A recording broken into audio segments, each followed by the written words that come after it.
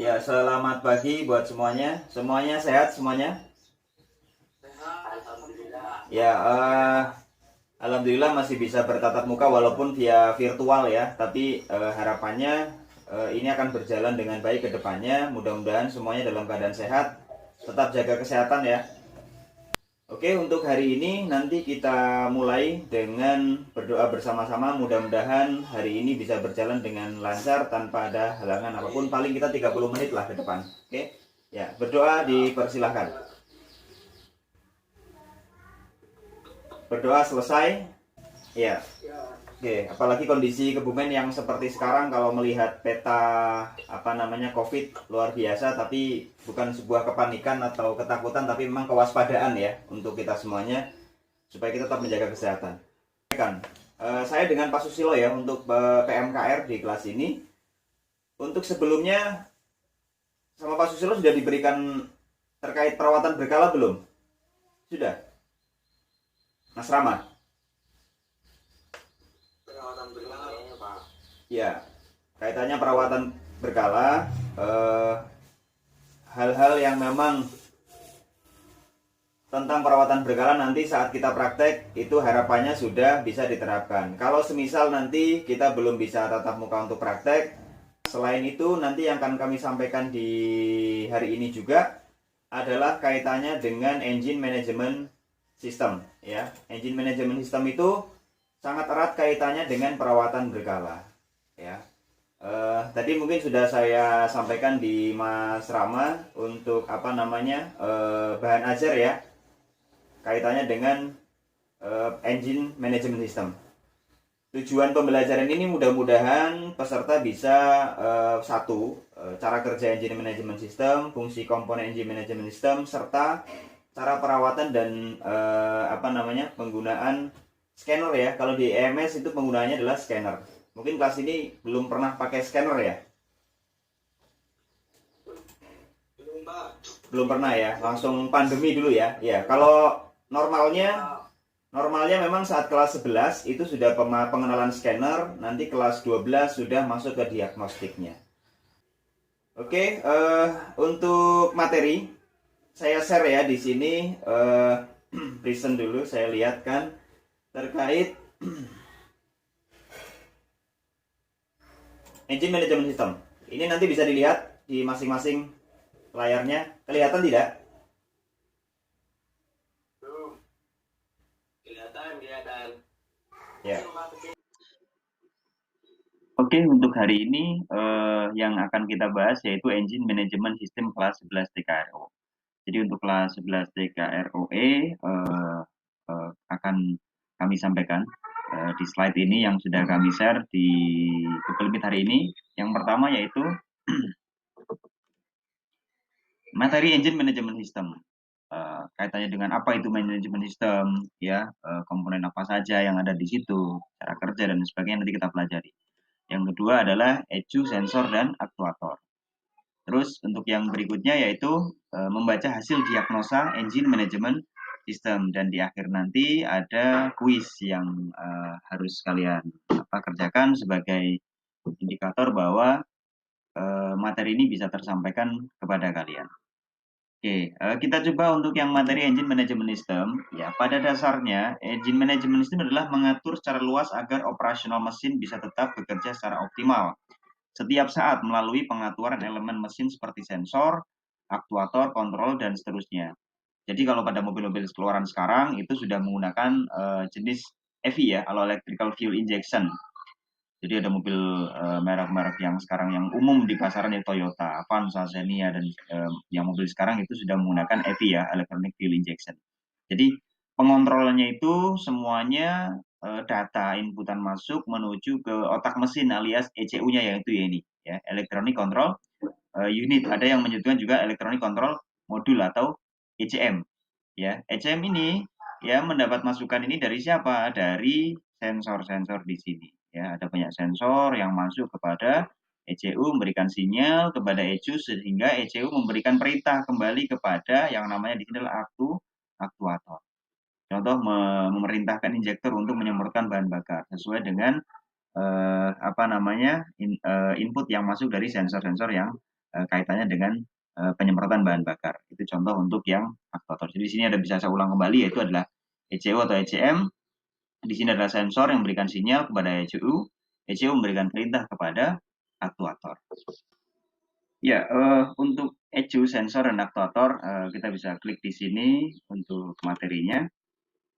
Jadi untuk ECU adalah Electronic Control Unit. Ini yang sebagai apa namanya, kontrol untuk semua dari sensor dan aktuator. Tadi seperti yang sudah saya sampaikan di awal kaitannya dengan materi engine management system. Yang sekarang kita bahas adalah kaitannya dengan sensor dan aktuator. Untuk sensor dan aktuator ini di sebuah kendaraan ada satu persatu saya coba perlihatkan ya. Di sini yang di bagian atas ada idle speed control valve atau ISCV. Ini termasuk dalam aktuator. Berikutnya di bawahnya adalah injektor atau fuel injector assembly. Ini juga termasuk dalam aktuator. Ini ada coil juga sama, masuk dalam aktuator. Yang sensor ini di bagian sini adalah throttle position sensor atau TPS. Terus bergeser ke bagian belakang mesin. Di bagian belakang mesin di sini adalah camshaft position sensor. Ya, terus di bawahnya juga ada engine coolant temperature sensor atau ada yang menyebutnya juga water temperature sensor. Terus di bagian untuk yang gas buang ini adalah heated oxygen sensor atau O2 sensor, ada yang menyebutnya seperti itu. Bergeser ke bagian mesin adalah knock sensor. Terus di bagian puli di bawah ada crankshaft position sensor, dan satu aktuator yang di bagian depan atas di atas puli, yaitu ada camshaft timing oil control atau OCV. Ya. Untuk lebih jelasnya nanti bisa kita lihat video kaitannya dengan memelihara sistem engine management system. Di situ ada pemeriksaan atau pemeriksaan dan fungsi dari sensor dan aktuator. Mari kita lihat videonya sekilas supaya materi ini juga tersampaikan juga dengan lebih jelas lagi ya.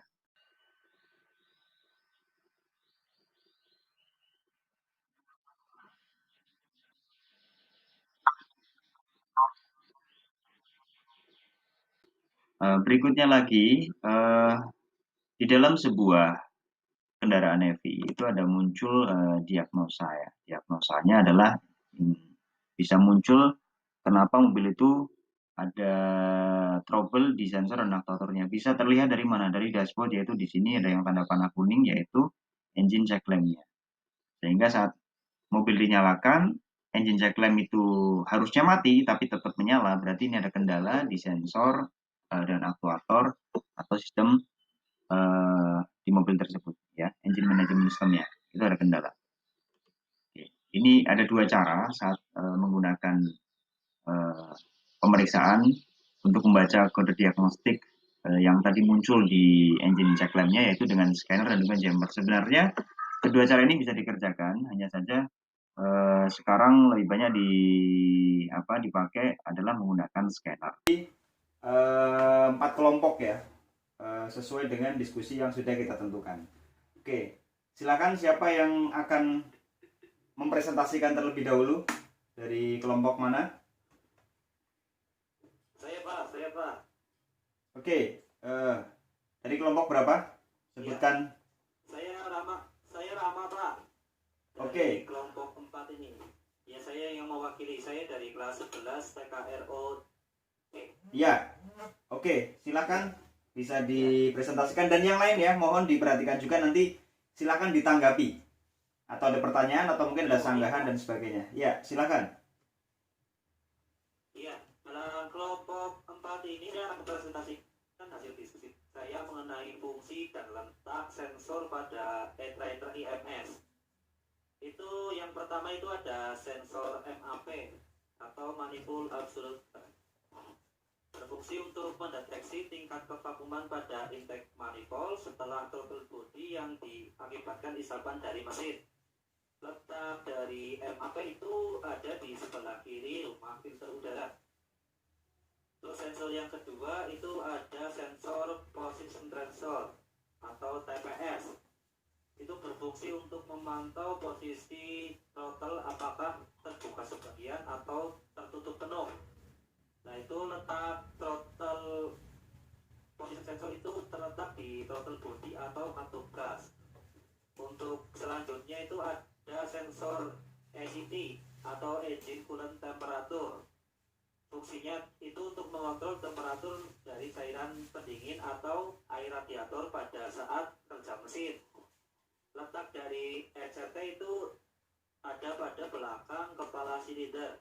Dan yang terakhir itu ada sensor VSP atau eval. Itu sensor yang berfungsi untuk membuka saluran uap bensin dari tangki melalui karpoal kanister. Ya, itu Pak, mungkin demikian dari presentasi dari kelompok saya Pak, kurang lebihnya mohon maaf. Terima kasih Pak. Oke, terima kasih Mas Rama yang sudah mewakili kelompok 4. Ada yang mau menanggapi? Silakan. Izin menanggapi Pak. Dari kelompok berapa?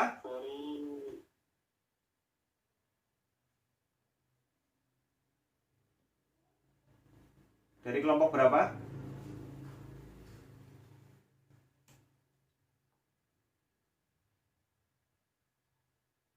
Halo, terdengar suaranya?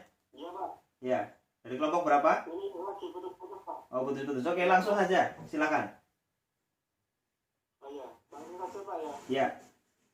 Saya izin menanggapi bahwa yang disampaikan Mas Rama tadi, kalau VSP itu sensor itu kurang tepat Pak. Oh iya. VSP itu bukan sensor Pak, tapi aktuator. Oh iya, oke. Fungsi kartu VSP atau IVAP adalah untuk membuka saluran uap bensin dari tangki melalui karpoal kanister. Oh, terima kasih, bagus sekali tanggapannya dan memang betul seperti itu, nanti bisa menjadi koreksi untuk di kelompok 4 ya. Oke, nanti ada perbaikan lagi di diskusi berikutnya. Untuk yang berikutnya nanti bisa saling tanggap-menanggapi untuk diskusinya. Ya, oke.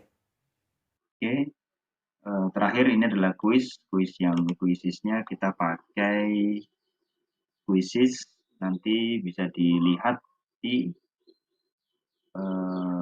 join quiz ya untuk siswa sekalian. Nanti silakan, link ini nanti akan saya sampaikan, saya bagi langsung, nanti bisa dikerjakan oleh untuk berikutnya nanti di minggu depan, pertemuan minggu depan adalah kami berikan tugas, saya berikan tugas. Mas Rama itu yang buku tugas kendali masih pada pegang ya?